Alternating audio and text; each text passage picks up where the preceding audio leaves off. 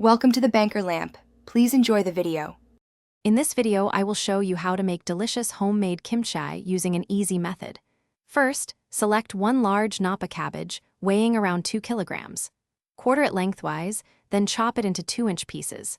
Next, you will brine the cabbage in a salt solution for about 2 to 3 hours. This step is crucial for both flavor and texture. After brining, rinse the cabbage thoroughly under cold water and drain it very well. Now, let's create the heart of your kimchi, the flavorful paste. In a large bowl, combine a generous amount of gochugaru, minced garlic, fresh ginger, and a few splashes of fish sauce. Add a touch of sugar and about 2 tablespoons of glutinous rice flour for body.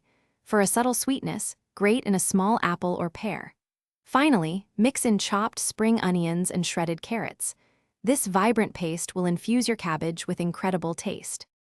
With your cabbage prepped and paste ready, it's time to combine them. Remember to wear gloves to protect your hands from the chili.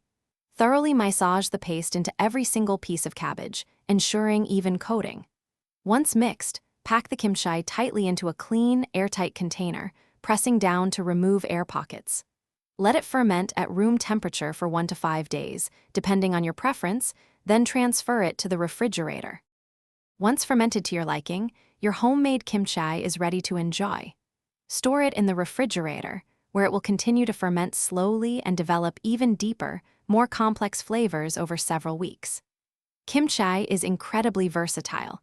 Serve it as a vibrant side dish with almost any meal, or incorporate it into stir-fries, stews, or even sandwiches. Enjoy the satisfying crunch and the wonderful health benefits of your very own probiotic-rich creation. Thanks for watching. If this was helpful, leave a like and consider subscribing. See you next time.